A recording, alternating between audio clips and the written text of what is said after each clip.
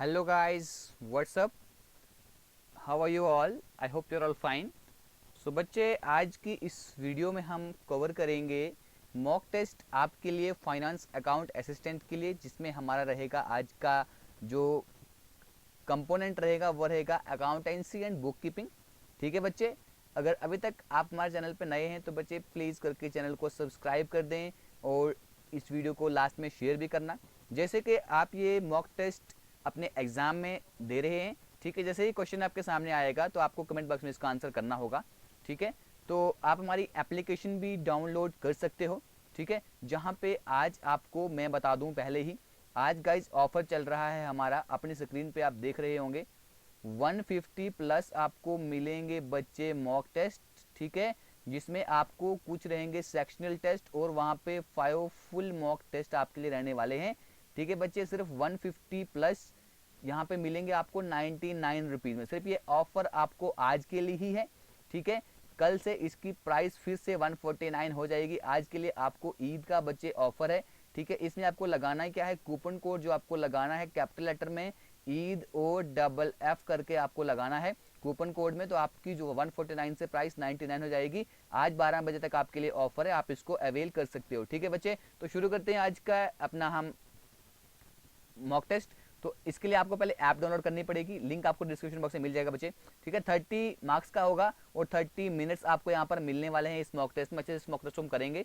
ठीक है, चलिए शुरू करते हैं आज का पहला क्वेश्चन। तो बच्चे हो जाइए तैयार, यह है पहला question. Which of the following account will be credited if business bought goods on credit from mister Z. ठीक है, जेड पे किसी का भी नाम रख लीजिए आप। ठीक है, थोड़ा सा पेन चेंज कर लेते हैं बच्चे, एक मिनट। चलिए देखिए बच्चे, पहला क्वेश्चन है आपके लिए कि इनमें से कौन सा अकाउंट जो है क्रेडिट होगा। ये क्वेश्चन है आपके लिए गाइस, जर्नल जो एंट्री आपका टॉपिक है उसका। ठीक है, तो आपको बताना है कि अगर इफ द, अभी देखो क्वेश्चन आपके लिए है गुड्स, हमने goods bought on credit from mister Z. ठीक है, हमने क्रेडिट पे मिस्टर जेड से गुड्स ली हैं, तो यहाँ पे कौन सा अकाउंट क्रेडिट होगा, purchases account, mister Z account, cash account और सेल्स अकाउंट। तो बच्चे कौन सा अकाउंट यहाँ पर क्रेडिट होगा, इसकी जल्दी से आप जर्नल एंट्री बना लीजिए। ठीक है, अभी तक आपने इसकी जर्नल एंट्री बना ली होगी और आंसर भी कर लिया होगा कमेंट बॉक्स में। बच्चे इसका जो आंसर है हमारे पास that is option number B here. ठीक है, अभी देखो यहाँ पे इसकी जर्नल एंट्री किस तरह बनेगी। यहाँ पे देखिए आपने क्या किया है, गुड्स, आपने गुड्स को बांट किया है।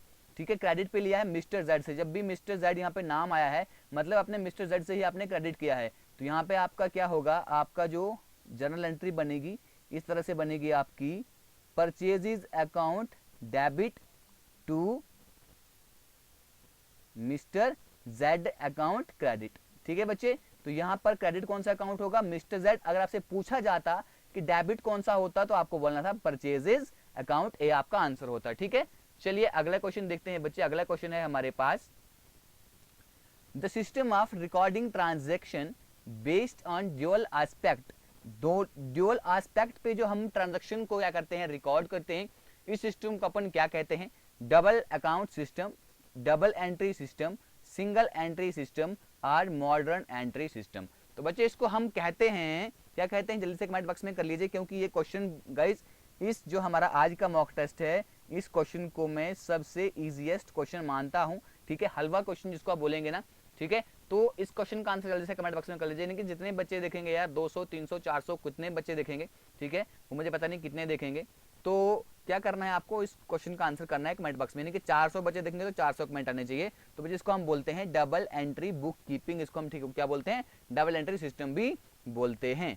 ठीक है बच्चे, चलिए अगला क्वेश्चन देखिए। अगला क्वेश्चन है हमारे पास, आपके स्क्रीन पे आ चुका है, which of the following is not a business transaction. अभी यहाँ पर ये क्वेश्चन बोला है कि आपको बोलना है कि इसमें से बिजनेस ट्रांजेक्शन क्या होती है। देखो ट्रांजेक्शन पता होना चाहिए, ट्रांजेक्शन क्या होता है, जिसमें आपका क्या हो, जिसमें आपका पैसा इन्वॉल्व हो, जिसमें क्या हो, पैसा इन्वॉल्व हो।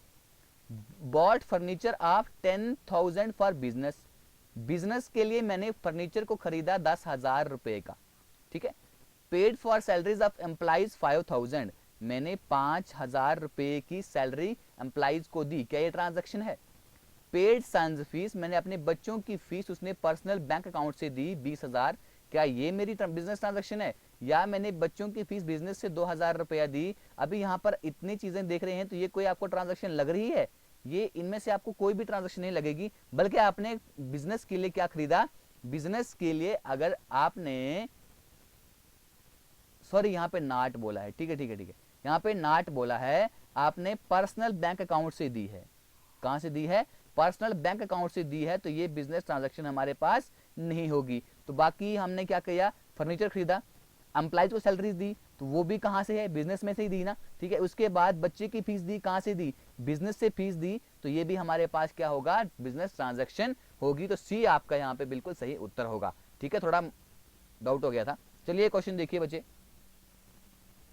इस क्वेश्चन ने पूछा है एसेट्स माइनस लाइबिलिटीज। ऐसे इसको मान लीजिए आप, asset minus liability is equal to profit. क्या यहाँ पर पी आएगा, या यहाँ पर वर्किंग कैपिटल आएगा, या कैपिटल आएगा, या बच्चे यहाँ पे लाइबिलिटीज आएगा। तो लाइबिलिटीज यहाँ पे लिखा हुआ है।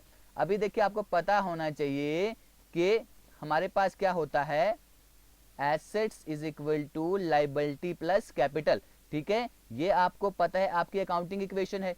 अब इसको आपने यहाँ पर लगाना है, ठीक है। अभी यहाँ पर इसने क्या बोला है, एसेट्स माइनस इसको लाइबिलिटी को इस तरफ लेकर आया है। अभी यहाँ पर आपके पास क्या बच रही है बच्चे, कैपिटल बच रही है ना, सी बच रहा है। तो so guys C will be your right answer है, सी ऑप्शन सही है, और सी से कैपिटल भी आपका बनेगा, ठीक है गाइस। चलिए अगला क्वेश्चन देखते हैं। आई होप कि आपको मजा आ रहा होगा क्वेश्चन करने में। अगर अच्छी लगती है वीडियो, बच्चे वीडियो को लाइक कर देना, ठीक है। अगला क्वेश्चन देखिए, अगर हमारे पास यहाँ पर देखिएगा, यहाँ पर लिख रहा हूं मैं, एसेट्स जो है हमारे पास कितनी है, 8000 की है। उसके बाद कैपिटल बच्चे हमारे पास कितनी है, 6000 की है। अब आपको निकालनी है लाइबिलिटीज। तो जो अकाउंटिंग इक्वेशन ऊपर लगाई थी हमने, उसको लगा दीजिए यहाँ पे, assets is equal to liability plus capital. अब बच्चे एसेट आपके पास यहाँ पर दी है 8000 की, ठीक है, इज इक्वल टू करके लाइबिलिटी आपके पास नहीं दी है, लाइबिलिटी कैसे छोड़ दीजिए, कैपिटल आपके पास दी है, कैपिटल आप लगा दीजिए 6000 का, ठीक है। अभी लाइबिलिटी आपको निकालना है, तो क्या करेंगे आप, 8000 ऐसे लगाइए, ये प्लस में है, इज इक्वल टू किस तरफ इसको हम लाएंगे, तो बच्चे ये माइनस में जाएगा यहाँ पे 6000, ठीक है, इज इक्वल टू लाइबिलिटी बन जाएगा। अभी यहाँ पर क्या बचेगा, 8000 में से 6000 जाएगा, बचेगा हमारे पास 2000 इज इक्वल टू लाइबिलिटीज। तो हेयर लाइबिलिटी कितना होगा बच्चे आपका, यहाँ पे 2000 लाइबिलिटी होगा। तो ऑप्शन बी आपका करेक्ट आंसर है, ठीक है। चलिए अगला क्वेश्चन देखते हैं गाइस। अगला क्वेश्चन क्या है हमारे पास, टोटल 30 क्वेश्चन होंगे। इफ और हाँ, लास्ट में आप बच्चे क्या करते हैं, आप बताते नहीं कि आपके कितना स्कोर आया है। मुझे भी थोड़ा मोटिवेशन मिलता है कि मेरे क्वेश्चन अच्छे जा रहे हैं, और आप ये भी नहीं बताते हैं कि आज का हमारा टेस्ट किस तरह का रहा, अच्छे लेवल का था नहीं था, ठीक है।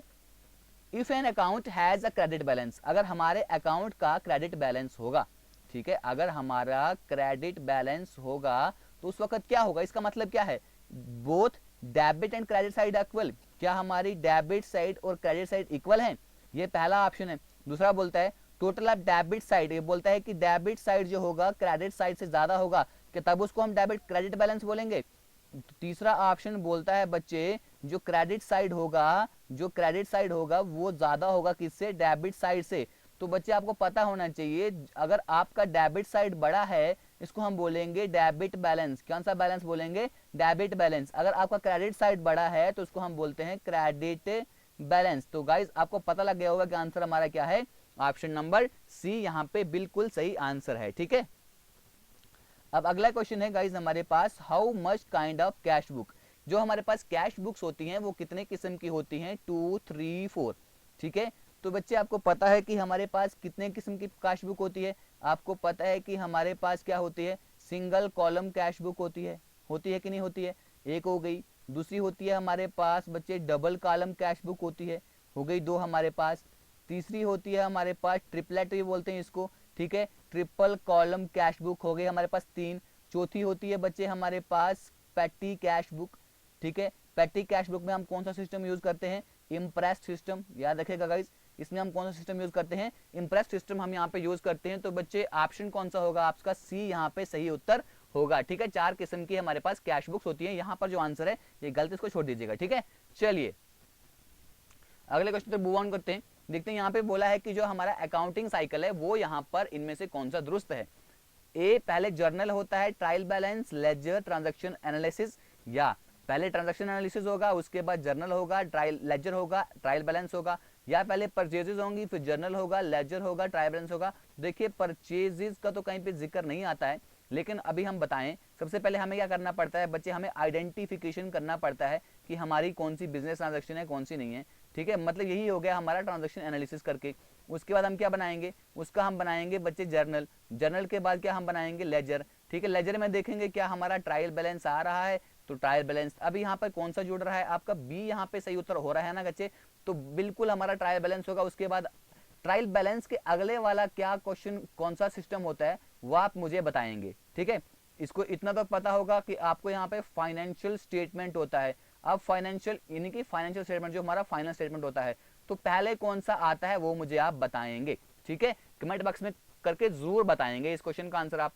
तो बच्चे चलते हैं अगले वाले क्वेश्चन की तरफ। अगला वाला क्वेश्चन देखते हैं बच्चे, मैं बता भी रहा हूं कि कौन सा आंसर कैसे आ रहा है और क्यों आ रहा है। ठीक है, चलिए क्वेश्चन देखिए, which of the following is correct about an agreed trial balance. जो हमारे पास ट्रायल बैलेंस हम करते हैं, तो एग्रीड मतलब जब हमारे पास बराबर ट्रायल बैलेंस आ जाता है, इनमें से कौन सा मेथड उसके रिलेटेड करेक्ट है।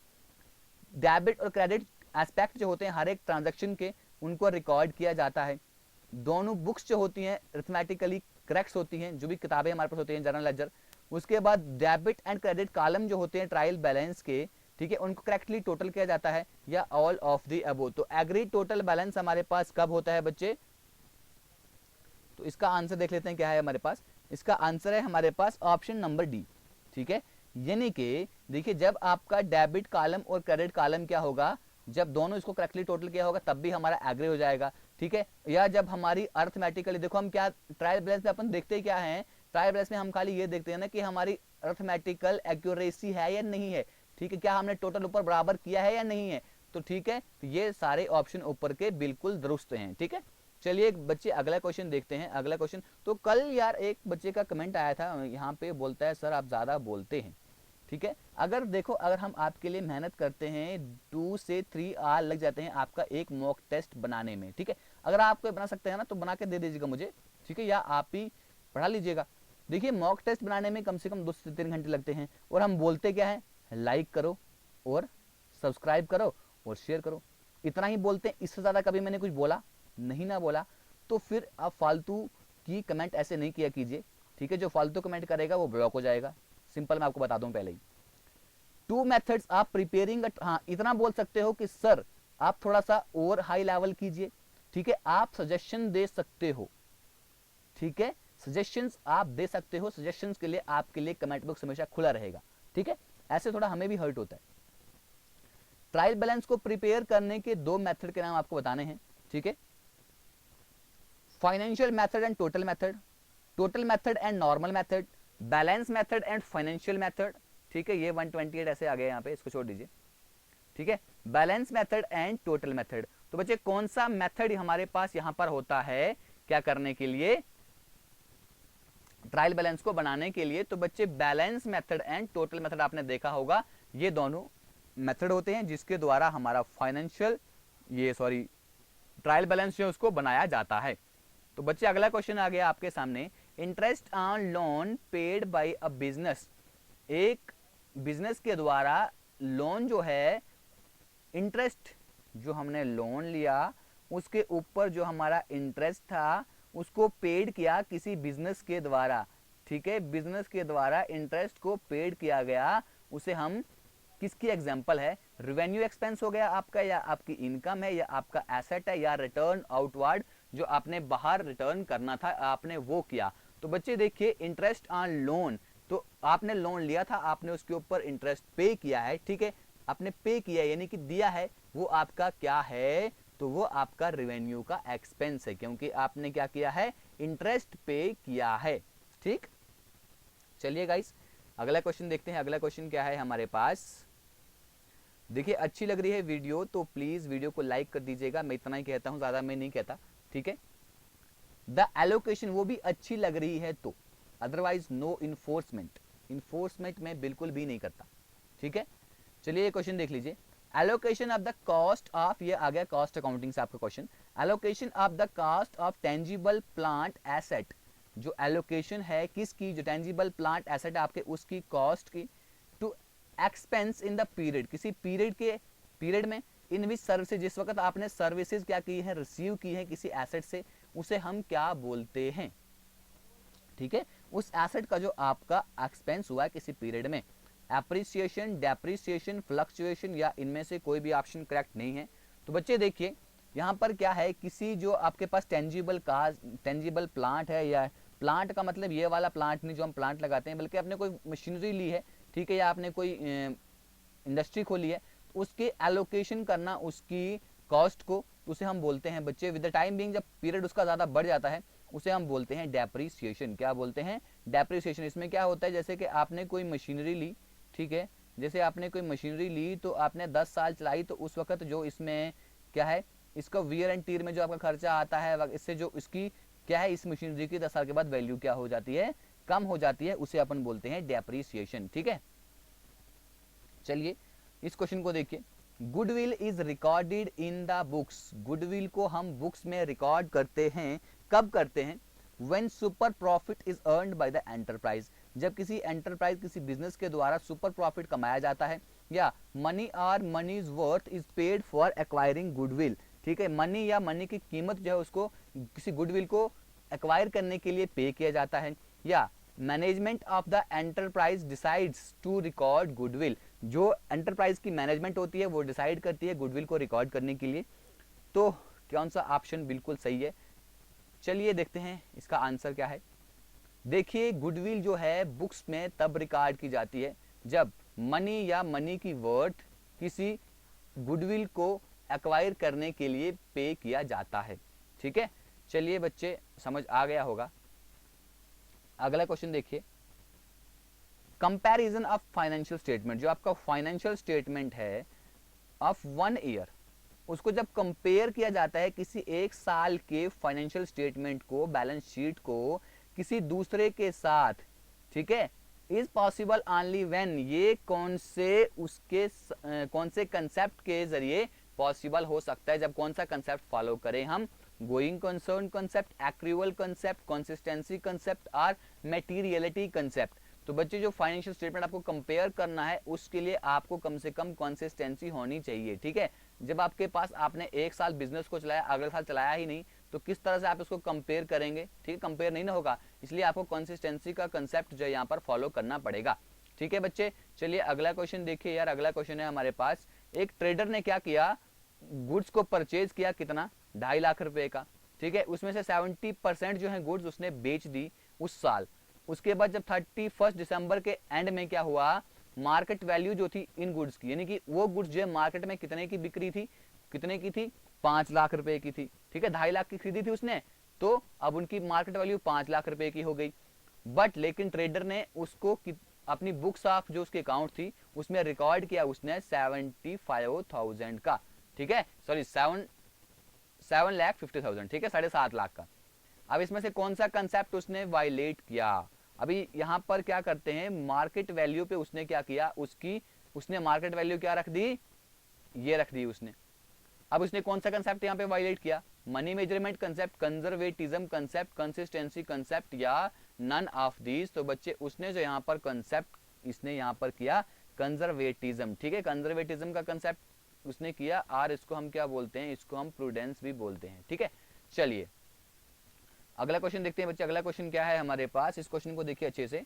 यहाँ पे पूछा गया है following may be regarded as a summary budget, इसमें से हम समरी बजट किसको बोलते हैं, प्रोडक्शन बजट को, मास्टर बजट को, कैश बजट को और सेल्स बजट को। तो देखिए बच्चे समरी बजट जो है यहाँ पे मास्टर बजट को ही समरी बजट बोला जाता है। आई होप कि आपको पता होगा। देखिए अभी तक 16 क्वेश्चन हमने कर चुके हैं, ठीक है, तो 16 में से कम अभी तक आपका 10 के प्लस स्कोर होना चाहिए, क्योंकि ज्यादा हाई लेवल के क्वेश्चन यहाँ पर ये नहीं है। अब ये बच्चे ये क्वेश्चन देख लीजिए, इंपॉर्टेंट क्वेश्चन है, due date for payment of advance tax of second instalment. जो एडवांस टैक्स की आपने पेमेंट की जो ड्यू डेट है सेकंड इंस्टॉलमेंट की, वो क्या होती है, 15 सितंबर, 15 अक्टूबर, 15 अगस्त और 15 दिसंबर, ठीक है। तो बच्चे आपको याद रखनी है, यहाँ पर मैं बता रहा हूँ, अच्छे से सुनिएगा इस चीज को, जो मैं चीज यहाँ पर बताऊंगा। देखिए जो फर्स्ट इंस्टॉलमेंट की जो डेट होती है ये होती है बच्चे 15 जून, ठीक है, इसमें तो ये ऑप्शन नहीं है। तो यहाँ पर कितना करना होता है, कम से कम 15% जो है टैक्स यहाँ पर दे देना होता है, ठीक है। दूसरी इंस्टॉलमेंट जो होती है, सेकंड इंस्टॉलमेंट में बच्चे आपको देनी पड़ती है 15 सितंबर को, जहां पर आपको कम से कम 45% अब खत्म कर देना होता है जो आपने टैक्स लिया है, ठीक है, एडवांस टैक्स का। तीसरी इंस्टॉलमेंट जो होती है बच्चे, तीसरी इंस्टॉलमेंट देनी पड़ती है आपको 15 दिसंबर को, ठीक है, जिसमें कम से कम आपको 75% टैक्स का देना पड़ता है। इसके बाद गाइस जो फोर्थ इंस्टॉलमेंट होती है वो होती है 15 मार्च को। कब होती है? 15 मार्च को, जहां पे पूरा 100% एडवांस टैक्स देना पड़ता है। अब देखिए बच्चे यहाँ पर क्या हो गया, अभी हमने पूछा क्या था, सेकंड इंस्टॉलमेंट के बारे में पूछा था, तो सेकंड इंस्टॉलमेंट कब होती है हमने यहाँ पर देखा 15 सितंबर को। So guys B is your, sorry, A is your right answer. चलिए अगले क्वेश्चन की तरफ मूव ऑन करते हैं। अगला क्वेश्चन है, यहाँ पे पूछा है सरचार्ज, जो सरचार्ज होता है वो किसके ऊपर एप्लीकेबल होता है? Total income, basic income tax, tax total, total tax liability, basic income tax plus cess. Cess क्या होता है आपको पता ही है, ठीक है, टैक्स ऑन टैक्स, टैक्स के ऊपर जो टैक्स लगता है उसे हम बोलते हैं सेस। अब देखिए तो बोलता है सरचार्ज किसके ऊपर एप्लीकेबल होता है, ठीक है, तो ऑप्शंस आपने देख लिए, इसका आंसर देख लेते हैं बच्चे। इसका आंसर जो बेसिक इनकम टैक्स होता है आपका, उसके ऊपर ही आपको सरचार्ज देना पड़ता है, यानी कि सेस देना पड़ता है, ठीक है, टैक्स के ऊपर जो आपको टैक्स देना पड़ता है उसे हम बोलते हैं सरचार्ज, सेस भी बोलते हैं, ठीक है। चलिए अगला क्वेश्चन देख लीजिए। ऑन डिसोल्यूशन, जब किसी फर्म की या कंपनी की डिसोल्यूशन हो जाती है, जितने भी एसेट जो होते हैं वो रियलाइजेशन अकाउंट में ट्रांसफर हो जाते हैं। एट कौन सी वैल्यू के ऊपर? बुक वैल्यू या जो मार्केट वैल्यू है, कॉस्ट और मार्केट वैल्यू जो भी कम होगी, या रिप्लेसमेंट वैल्यू के ऊपर। देखिए जब भी किसी हमारे किसी कंपनी का डिसोल्यूशन हो जाता है, उस वक्त जितनी भी एसेट जो होती हैं वो रियलाइजेशन अकाउंट में ट्रांसफर होती हैं, किस वैल्यू पे? बुक वैल्यू पे। किस वैल्यू पे? बुक वैल्यू पे वो उसमें ट्रांसफर हो जाती है, ठीक है। अगला क्वेश्चन देखिए, तो ये क्वेश्चन आपके finance, sorry, panchayat account assistant में पूछी जा चुका है ये क्वेश्चन। पर्सनल अकाउंट्स जो है किसके रिलेटेड हैं? एसेट्स एंड लायबिलिटीज के रिलेटेड, एक्सपेंसेस एंड लॉसेस के रिलेटेड, कस्टमर्स एंड क्रेडिटर के रिलेटेड, और इनकम्स एंड रेवेन्यूज के रिलेटेड। तो बच्चे आपने देखा होगा real account, nominal account and personal account, ठीक है। तो रियल अकाउंट एसेट के रिलेटेड होता है, ठीक है, nominal account and personal account. तो पर्सनल अकाउंट में बच्चे क्या होता है आपने देखा होगा, चलिए आप बता दीजिए रियल अकाउंट का क्या क्या रूल होता है, नॉमिनल अकाउंट का देखते हैं कितने बच्चे इस रूल को आपने याद रखा है, जिसको हम क्या बोलते हैं? गोल्डन रूल बोलते हैं हमारी अकाउंटेंसी में, ठीक है। आपने गोल्डन रूल्स क्या याद रखे हैं इनके? रियल अकाउंट, नॉमिनल अकाउंट और पर्सनल अकाउंट। चलिए इन तीनों के आप क्या लिखेंगे? रूल्स लिखेंगे। आपने देखा होगा ना, what comes in credit, what comes in, कुछ भी है जो भी है मैं बताऊंगा नहीं, यहाँ पे आपको बताना पड़ेगा। कमेंट बॉक्स में जल्दी से कमेंट बॉक्स कर लीजिए, तीनों के रूल्स आप लिखिए, मुझे भूल गए हैं, आप मुझे याद दिला दीजिए, ठीक है। अभी देखिए पर्सनल अकाउंट में किस चीज के बारे में हमें जानकारी मिलती है? एक्सपेंसेस एंड लॉसेस के बारे में, ठीक है। डेबिट ऑल एक्सपेंसेस, ठीक है, debit all expenses and losses, credit all income, ठीक है। इनकम और एक्सपेंसेस का हम यहां पर देखते हैं। चलिए ऑप्शन जो है यहां पे थोड़ा गलत है। अगला क्वेश्चन देखिए बच्चे, अगला क्वेश्चन है हमारे पास यहाँ पे, which one of the following is not an external. अभी यहाँ पे बोला है कि अकाउंटिंग इंफॉर्मेशन में एक्सटर्नल यूजर कौन सा नहीं है। चलिए बच्चे यहां पर देखिए एक्सटर्नल यूजर कौन सा नहीं है। देखिए क्रेडिटर जो है, मैनेजर, सप्लायर और डेटर। एक्सटर्नल यूजर आप पर पूछा है कौन सा नहीं है, ठीक है। क्या क्रेडिटर जो उधार लेता है, मैनेजर, मैनेजर तो कंपनी का ही होता है, ये तो इंटरनल है। सप्लायर, अभी हमने मैनेजर देख लिया, तो ये अगर इंटरनल है तो हमारा आंसर यही हुआ कि नहीं हुआ, ठीक है, बाकी हमें जानने की जरूरत ही नहीं है। चलिए हो गया ये क्वेश्चन भी। अगला क्वेश्चन देख लीजिए बच्चे, अगला क्वेश्चन है कि अ परचेज बुक रिकॉर्ड, जो परचेज है, परचेज बुक क्या चीज रिकॉर्ड करती है? जितने भी टाइप की, all type of purchases, only credit purchase, या all type of credit purchase, या both credit and cash purchase of goods. तो एक परचेज बुक है वो क्या चीज रिकॉर्ड करती है? तो बच्चे जो परचेज बुक है वो सिर्फ क्रेडिट परचेज जो है गुड्स का वही रिकॉर्ड करती है। अब आप बोलोगे कि जो कैश परचेज है, जो कैश है, वो क्यों नहीं रिकॉर्ड करती है? तो बच्चे जितना भी आपका कैश होगा वो सिर्फ वो हमेशा कैश बुक में ही रिकॉर्ड होगा। ठीक है, चलिए अगला क्वेश्चन देखते हैं क्या है। Which of the following is shown in profit and loss? जो आपका P&L एप्रोप्रिएशन अकाउंट होता है उसमें से इनमें से कौन सी चीज उसमें शो की जाती है? क्या उसमें ऑफिस एक्सपेंस शो किए जाते हैं, स्टाफ की सैलरी शो की जाती है, पार्टनर्स की सैलरी शो की जाती है, या जो बैंक लोन पे इंटरेस्ट दिया है या वो शो किया जाता है? तो देखिए बच्चे, जो आपका profit and loss appropriation account होता है तो ये किसमें बनता है? ये पार्टनरशिप में ही बनता है। तो इसमें सिर्फ पार्टनर की सैलरी इनमें से क्या की जाती है? शो की जाती है आपके P&L एप्रोप्रिएशन अकाउंट में, जो यहाँ पर हमें ऑप्शन दिए हैं। बाकी चीजें भी तो शो की जाती हैं लेकिन वो यहाँ पर हमें नहीं बताई हुई है, जो बताई है हमें उसको ही यहाँ पर कंसीडर करना है। ठीक है, चलिए अगला क्वेश्चन देखिए। अगला क्वेश्चन है हमारे पास, गाइस अच्छी लग रही है वीडियो तो लाइक, नहीं लग रही है डिसलाइक। डिसलाइक क्यों किया कमेंट बॉक्स में बताना मुझे जरूर। मटेरियल्स बिकम की फैक्टर। मटेरियल जो है वो हमारे पास एक इंपॉर्टेंट फैक्टर बन जाता है। कब? अगर हमारे पास कोटा की रिस्ट्रिक्शंस होती है तब, या हमारे पास जो एडवर्टीजमेंट है वो इनसफिशिएंट है तब हमारे पास मटेरियल की फैक्टर बन जाता है, या यहाँ पे लाउ डिमांड है, या there is no problem with supplies of material. यहाँ पे मटेरियल की सप्लाई का कोई भी यहाँ पे प्रॉब्लम नहीं है। तो बच्चे देखिए, मटेरियल हमारे पास तब इंपॉर्टेंट बन जाता है जब हमारे पास कोटा की रिस्ट्रिक्शन। मटेरियल कब इंपॉर्टेंट बनता है? जब हमारे पास कोटा की रिस्ट्रिक्शंस क्या होगी? कोटा की रिस्ट्रिक्शंस होगी तो उस वक्त हमारे पास जो मटेरियल है वो एक इंपॉर्टेंट की फैक्टर बन जाता है। अब अगला क्वेश्चन है कि direct taxation. Direct taxation is क्या होता है, या ये क्या प्रोग्रेसिव इन नेचर होता है, बढ़ता रहता है? जैसे अगर किसी की इनकम बढ़ी तो क्या ये भी बढ़ता रहता है, या ये रिग्रेसिव है, या ये दोनों हो सकते हैं, प्रोग्रेसिव और रिग्रेसिव भी, या इनमें से कोई नहीं? तो बच्चे देखिए, डायरेक्ट टैक्सेशन जो है ये हमारे पास प्रोग्रेसिव होता है। क्या होता है? Progressive in nature. चलिए अगला क्वेश्चन है हमारे पास, income tax is applicable on. Income tax किसके ऊपर एप्लीकेबल है? पूरे भारत के ऊपर, या पूरे इंडिया में जम्मू कश्मीर के अलावा, या पूरे इंडिया में एक्सेप्ट यूटीज? यूटी पूरे इंडिया में है, खाली उन यूटीज में नहीं है जहां पे लेजिस्लेशन, जो लेजिस्लेशन के बगैर है उसमें नहीं है, या नन ऑफ द अबव। तो बच्चे इनकम टैक्स जो है वो पूरे इंडिया में एप्लीकेबल है। ठीक है, चाहे वो यूटी है, चाहे वहां पे लेजिस्लेशन है, नहीं है, कोई फर्क नहीं पड़ता, पूरे इंडिया में ये लागू है। चलिए बच्चे अगला क्वेश्चन हम देख रहे हैं। यहाँ पे अगला क्वेश्चन है हमारे पास कि which finance when finance budget presented in Lok Sabha. जब फाइनेंस बजट जो होता है कब प्रेजेंट किया जाता है? आप मुझे डेट बोलेंगे कि फाइनेंस बजट जो होता है लोकसभा में कब प्रेजेंट किया जाता है फाइनेंस मिनिस्टर के द्वारा। ठीक है, तो एक क्वेश्चन और पूछूंगा यहाँ पे कि आज हमारी फाइनेंस मिनिस्टर कौन है? ठीक है, चलिए क्वेश्चन का आंसर बताइएगा। फाइनेंस बजट जो है लोकसभा में कब प्रेजेंट की जाती है और वो कब फाइनेंस एक्ट बन जाता है?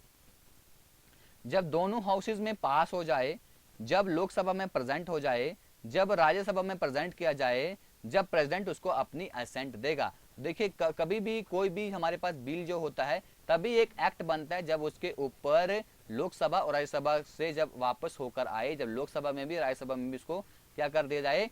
साइन कर दिया जाए। उसके बाद लास्ट में प्रेसिडेंट का ठप्पा जब उसके ऊपर लग जाए तो उसके ऊपर कोई बिल हमारे पास एक्ट बन जाता है। ठीक है, चलिए अगला क्वेश्चन देखिए, ये इंपॉर्टेंट क्वेश्चन है, इसको याद रखिएगा। जीएसटी इंडिया में कब इंप्लीमेंट हुआ था? 1 जनवरी 2017, 1 अप्रैल 2017, 1 मार्च 2017, 1 जुलाई 2017। आई थिंक जीएसटी को नहीं बोल सकते हैं हम लोग, ठीक है, क्योंकि उस वक्त हर किसी की जबान पे चल रहा था, तो 1 जुलाई आप याद रख सकते हैं।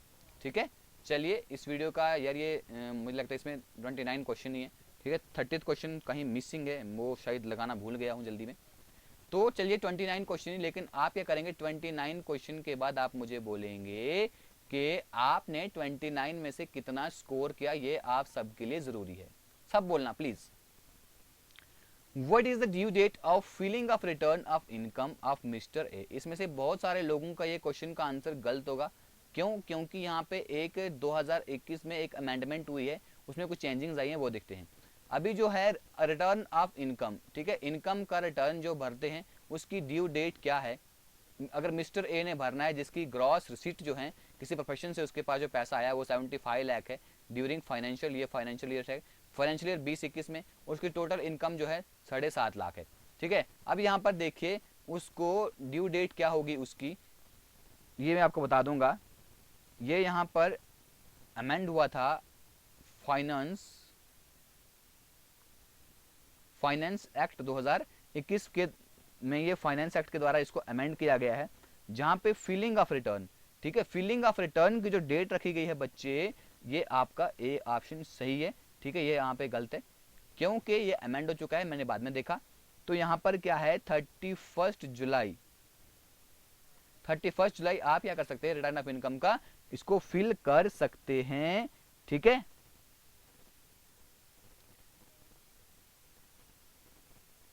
और हाँ, इसके लिए जो आर्टिकल लगता है वो है हमारे पास सेक्शन 234A के जरिए उसको वो लायबल है जो ये पे जिसके द्वारा इसको पे करना ही पड़ेगा, ठीक है। चलिए ये थी बच्चे हमारी आज की वीडियो एंड आई होप कि आपको अच्छी लगी होगी हमारी वीडियो। अच्छी लगी है तो वीडियो को लाइक कीजिए, नहीं लगी तो डिसलाइक कीजिए, कोई दो राय नहीं है। अगर आप कोई हमें सजेशन देना चाहते हैं तो आप अपनी सजेशन भी हमें दे सकते हैं, ठीक है। उसके लिए कोई आपके लिए कमेंट बॉक्स हमेशा खुले हैं, लेकिन फालतू अगर किसी का कमेंट आया उसे मैं तुरंत ही ब्लॉक कर दूंगा, ठीक है। सब्सक्राइब कीजिए, चैनल को शेयर कीजिए। वीडियो खत्म करते हैं। Thank you, God bless you all, जय हिंद।